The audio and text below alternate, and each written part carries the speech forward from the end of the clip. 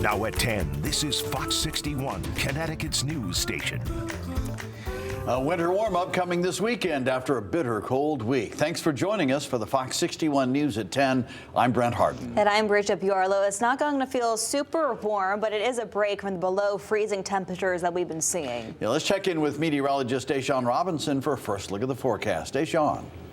Hey guys, yes, we are going to get a nice break from the bitter cold this weekend. We have lots of sunshine and then warmer temperatures, especially on Sunday. However, tonight it will be another frigid one with our lows dropping into the single digits. A nice thaw on Sunday with our highs reaching the 40s, and then the quiet stretch of weather will most likely continue into midweek.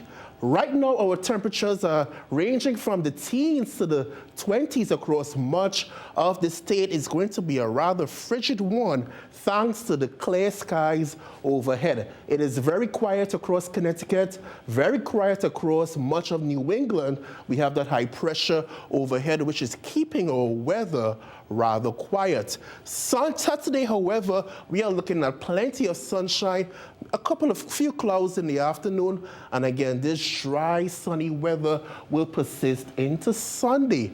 A very cold night is in store for our area with our lows dropping into the single digits. So if you are heading out there, definitely dress warm.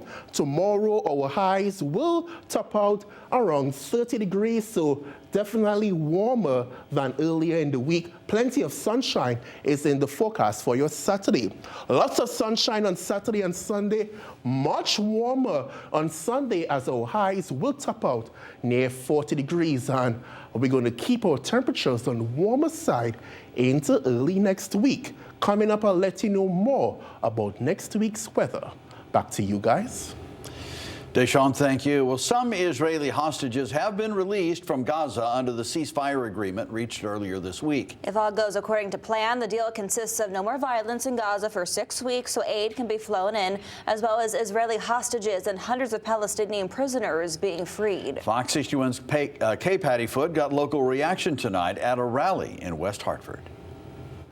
Days after a ceasefire deal was reached in the Middle East, a handful of people gathered in front of West Hartford's town hall to speak about what's been going on in Gaza and remembering the lives of those that have been lost.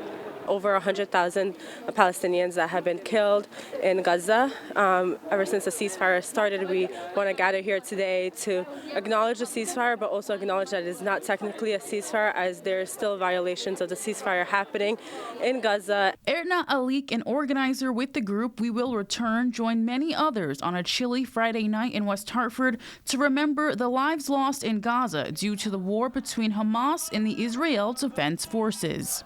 We come to reflect on the depth of this loss.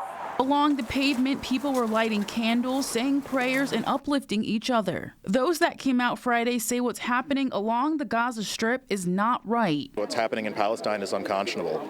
As a Jew, obviously everything that Israel is doing is in total contravention of everything we believe. And it's important for me to show solidarity with our Palestinian brothers and sisters.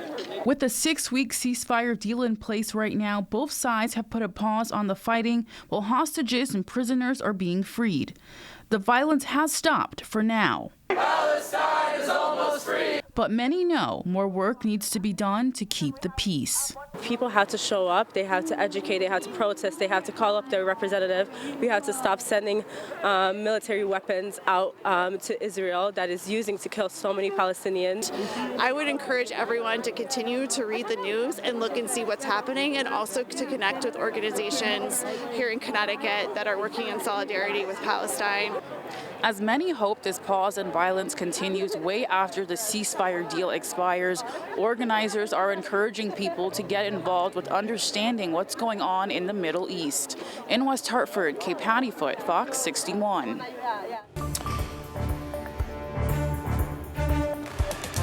Well, Saturday will mark exactly 1 year since the first Congregational Church collapsed in New London. It was home to the Engaging Heaven Church, and the building had stood in the city since the 1800s. Tonight, Fox 61's Stephen Reel shares the story of the past year in New London and how the community is moving forward.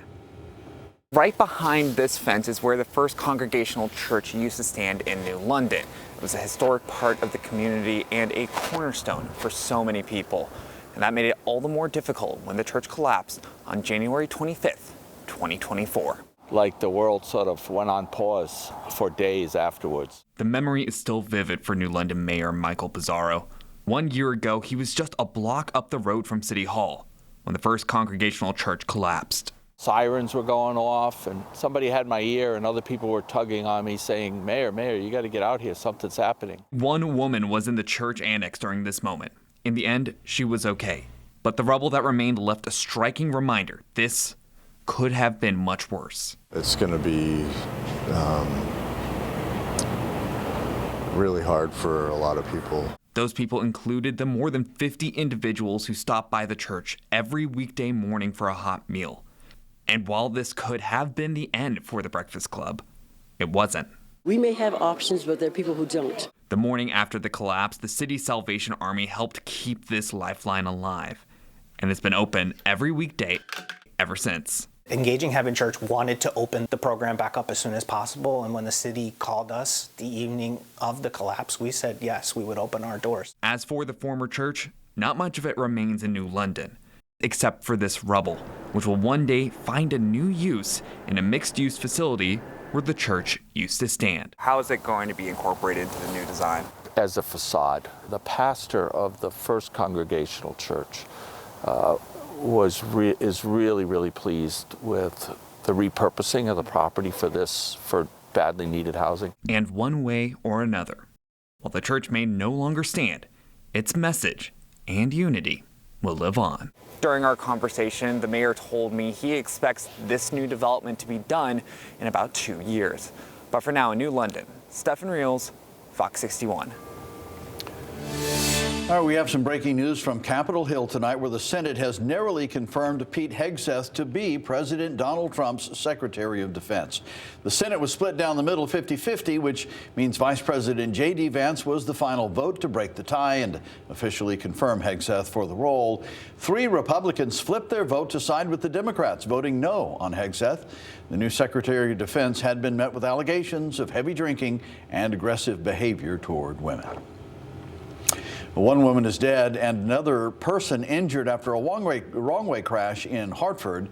And this just adds to the long list of wrong-way crashes here in our state. Fox 61's Jamel Johnson spoke with the State Department of Transportation about their efforts to prevent incidents like this.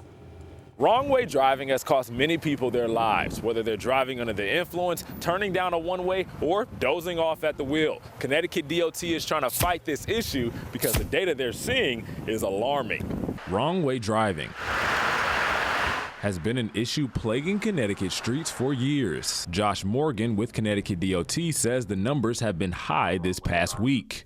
Just this past weekend, over the Martin Luther King holiday weekend, we had 10 confirmed wrong-way instances on our ramps. The latest of these incidents involved 23-year-old Kelly Caldwell, who police say was driving on the wrong side of Route 15 in Hartford when she crashed into another car, killing herself and injuring the other driver. Investigators have not said whether alcohol or another substance was a factor in the crash, but Morgan says most wrong-way incidents involve drivers under the influence. Impairment is really the leading cause. We're seeing it through the data from the fatalities when the medical examiner does those reports.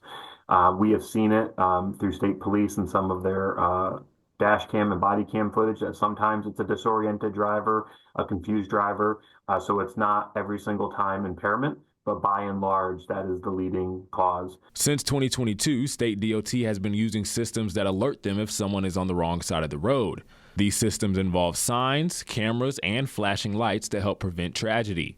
And it's very concerning and alarming how often these systems are being activated. Since these systems have been activated, we have more than 230 self-corrections. That's at least 230 lives saved. Morgan says they plan to have at least 120 of these systems in place by the end of 2024, which they exceeded with 133. Still, with 700 ramps in the state, wrong-way driving remains an uphill battle. If the public is out there, they're driving, and they see a wrong-way driver, call 911, report it, try to provide as much information as you can. Troopers are going out there to trying to find these drivers and trying to stop these vehicles because there's deadly consequences to wrong way driving. Connecticut State Police are still investigating Thursday night's deadly crash, and they're urging anybody who has any information or footage of the crash to call 860-534-1098. In Hartford, Jamel Johnson, Fox 61. A West Hartford private school teacher is under arrest accused of inappropriately touching a student. Police were notified by DCF last month of a report involving 46-year-old Nicholas Ricciardi of Manchester. He teaches at Solomon Schechter Day School. He was arrested last week on risk of injury and breach of peace charges. Ricciardi was released on $40,000 bond and is due in court next week. We reached out to school officials who say Ricciardi has been barred from campus and is no longer employed there. Bird flu has been detected in another flock in our area, this time in Connecticut in a backyard barn. The Connecticut Department of Agriculture hasn't specified what type of birds were infected. Officials called the remaining birds and quarantined the area to prevent the disease from spreading. Last week, a flock in New London County tested positive. Although the risk to humans remains low, health officials say it's crucial to wear protective gear while handling domestic birds. If you see a sick bird, report it to the state veterinarian. Well, new here at 10, one of Connecticut's U.S. senators is leading the charge for a constitutional amendment that would limit a president's pardon power. Senator Richard Blumenthal says he plans to introduce an amendment that he says will, quote, cut and curb the president's power to issue pardons. This announcement comes after former President Joe Biden granted clemency to Adrian Peeler, who was convicted on conspiracy charges in the murder of Karen Clark and her 8-year-old son B.J. Brown in 1999 here in Connecticut. It also comes after President Donald Trump issued mass pardons and commutations for participants in the January 6th riots at the U.S. Capitol.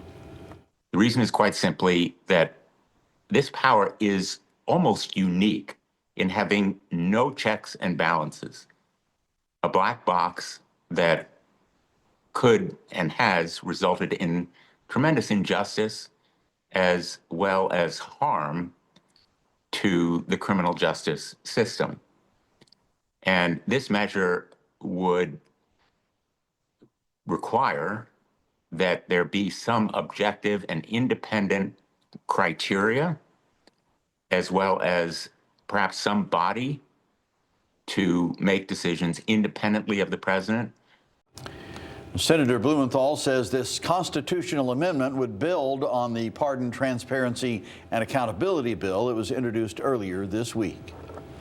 CVS Pharmacy is closing 2 locations in Hartford soon. The CVS Pharmacy in Wethersfield Avenue will close February 21st. That store at 777 Main Street will also close. It's the only CVS location in the downtown area.